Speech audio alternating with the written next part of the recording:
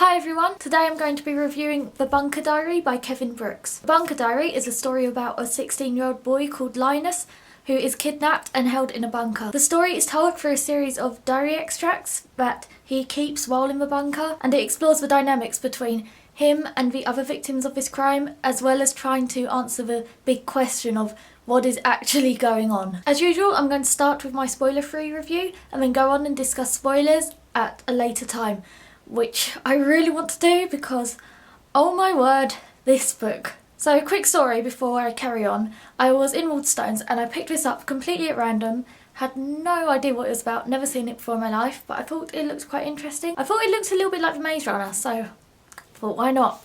I got to the till to pay for it and the woman at the till said this was a really disturbing book. She actually warned me about this. I asked her if it was anything like Maze Runner and she said no. So that was my first theory out the window. But I thought I'll be alright. I thought no problem whatsoever. I want to warn you that this book is really disturbing and incredibly upsetting. When I finished the book, I just stared at it for about 5 minutes and then burst into tears.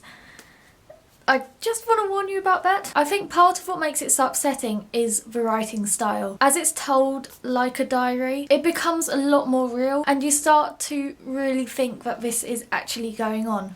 Even though, just point out, this is a fictional story. I like that these characters in the book are not completely good, they're not completely bad, they're a real mixture.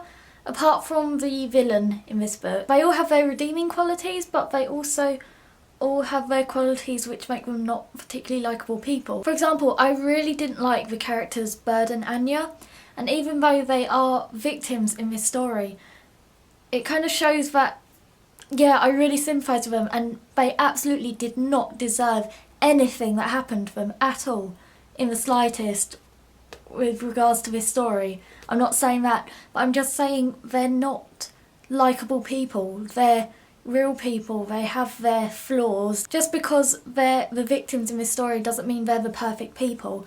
So that just made it even more real as well. I thought the first 100 pages of this book was quite predictable. I kind of guessed what was going to happen. The room that they're in, there's 6 bedrooms and then there's 6 of everything. So when Linus arrives, you kind of assume that 5 other people are going to turn up, which is a bit of a given. But then it's the second half of the book. I mean, it's not a long book, it's like that. But the second half of the book is what really got to me, and when things started turning and what I thought was just a stereotypical action-packed kind of book ended up being not what I expected. And I appreciate that in a way with Kevin Brooks, that he made it so realistic, but at the same time, why? Why would you do that to us? Oh dear. I loved the writing style in this book and I loved the characters as well. I think both those together made it really realistic. Okay, this is really difficult to review without giving away spoilers, so I'm going to end my spoiler-free review right here and go on to spoilers. Just in case you want to know, I've given this book 4 out of 5 stars, so go and check it out. If you want to stay and discuss spoilers, then I am starting them right now.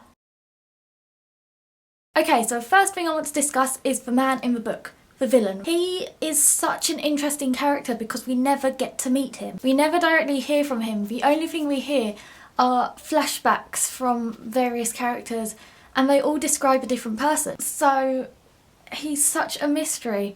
It's really annoying that we don't get to meet him. I wish we got to hear at least one word from him, but nothing. He's just this mysterious figure that never appears. I thought at the end he was going to come down and have this massive face-off with the characters.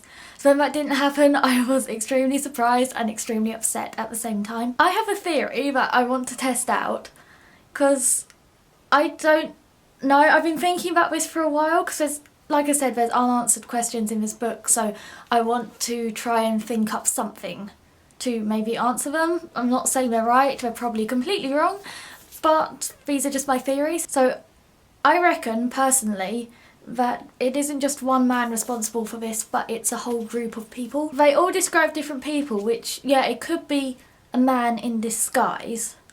Fair enough, like that is a legitimate thing and is what they're all thinking.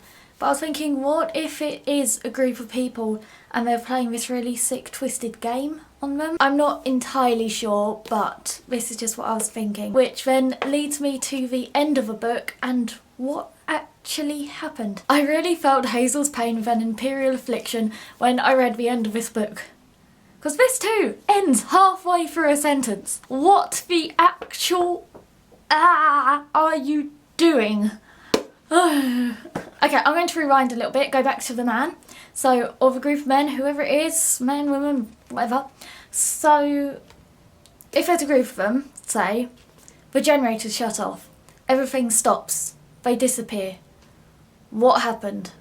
Where did he or they go? My theory is they had to go on a run, and I'm going to explain why I think this is correct. This plot obviously took a lot of planning. They had to like find a bunker and do all that sort of stuff, and then find the people, and were they picked at random, were they targeted, I have no idea, but it still took, I can imagine, a bit of planning. So I reckon if they just got bored and wanted to move on to something else, they would have either done something to amp up the entertainment, so to speak, or they would have killed them. Because if there's a chance that they would have got out, then they would have been done for, basically.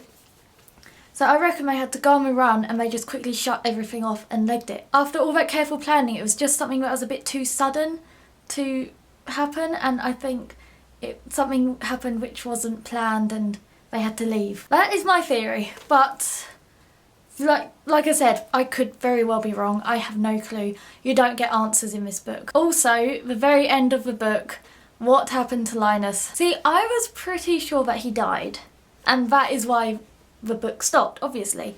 But apparently there's been quite a bit of discussion towards this ending. Part of me really hopes that someone found him and he just couldn't face writing in the diary anymore because he was out and recovering.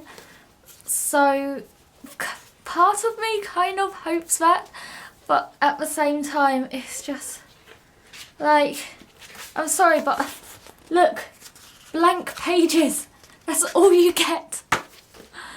Oh, I don't know, I really hope he did make it out, but this is Kevin Brooks. In terms of the writing style, Linus, I think, is a very unreliable narrator. If you think about it, you hear everything from him.